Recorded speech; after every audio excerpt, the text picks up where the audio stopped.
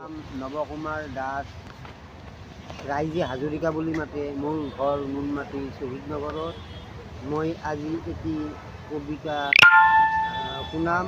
সেইটো হ'ল আশাৰ পদুম কলি।